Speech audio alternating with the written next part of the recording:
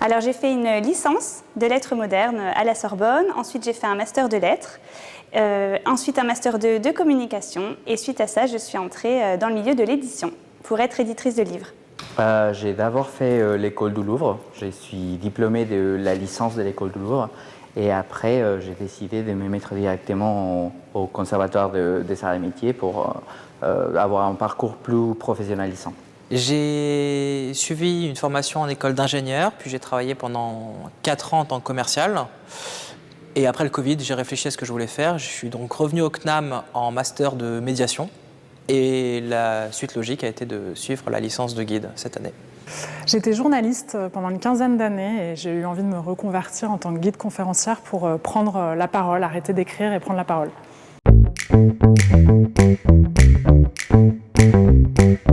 Alors j'avais hésité avec une autre formation et j'ai choisi le CNAM parce que déjà c'est une institution qui est quand même très connue. Donc je me suis dit que ce serait très valorisant d'avoir un diplôme du CNAM. Le programme me plaisait bien, le fait d'avoir des cours une semaine sur deux, ça me permettait d'avoir un emploi du temps et de faire des choses à côté. Et lorsque j'ai pu échanger avec la responsable formation, Marine Loisy, quand elle m'a décrit le programme et les cours prévus, j'étais enchantée et je me suis vraiment dit qu'il fallait que je fasse cette formation.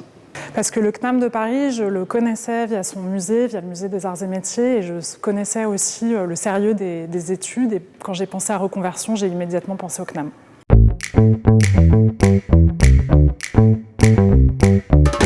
Moi, je trouve que c'est génial. On est en contact avec beaucoup de professionnels qui sont bien ancrés dans les milieux, même si on a des parcours qui sont assez avancés parfois. Et on apprend toujours quelque chose. Et c'est des professeurs qui sont très variés. Et surtout, on a tous les jours des nouvelles expériences. Très bien, une formation assez intense, avec beaucoup de travaux à la maison, mais comme ça on ne décroche pas et c'est une formation très pratique et c'est ça qui me plaît beaucoup. Ça s'est globalement très bien passé, j'ai été agréablement surpris, j'ai appris beaucoup de choses, notamment en histoire de l'art, beaucoup de cours sur ce sujet, et de la méthodologie et de l'interprétation d'œuvres qui sont très utiles.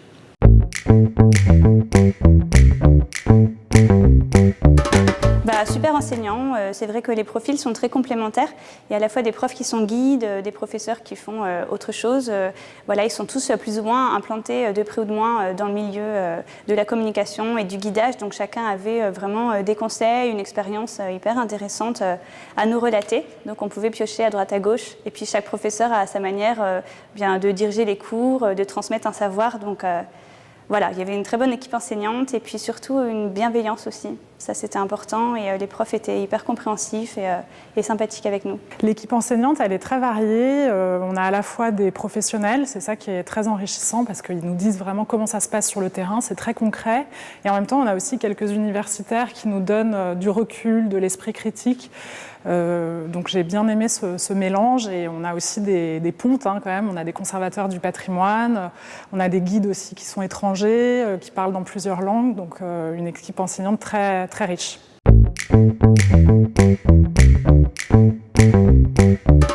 Alors après, bien j'espère persévérer dans le milieu du guidage. Déjà là j'ai commencé, j'ai un petit pied dedans, je commence déjà à travailler en musée grâce à une de mes professeurs justement qui a fait ma bonne publicité.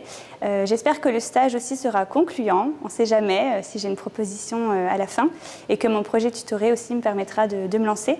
En tout cas là j'ai déjà créé mon statut d'auto-entrepreneur, j'ai déjà réfléchi à un nom d'entreprise et puis advienne que pourra, on verra ça cet été, je croise les doigts. Alors pour moi, je vais continuer mes études, encore une fois. Je vais très probablement aller vers un master, mais juste l'effet d'avoir fait le conservatoire, ça va me permettre aussi d'avoir un dossier qui est beaucoup plus solide face aux recruteurs et aussi ça va me permettre de continuer à exercer une activité professionnelle qui me permettra de gagner ma vie d'une façon très correcte pendant que j'ai continué mes études. Donc j'aurais un peu sorti la pénibilité étudiante de laquelle on part toujours, un agent, une profession qui est bien payée et qui est bien reconnue aussi dans les milieux artistiques. Et après, j'irai guider au Louvre et Orsay. Mon projet professionnel à la fin de cette formation sera de monter des visites guidées à Rome, en Italie, à destination du public francophone. Donc je m'appuierai sur ma carte française pour pouvoir ensuite avoir la carte italienne.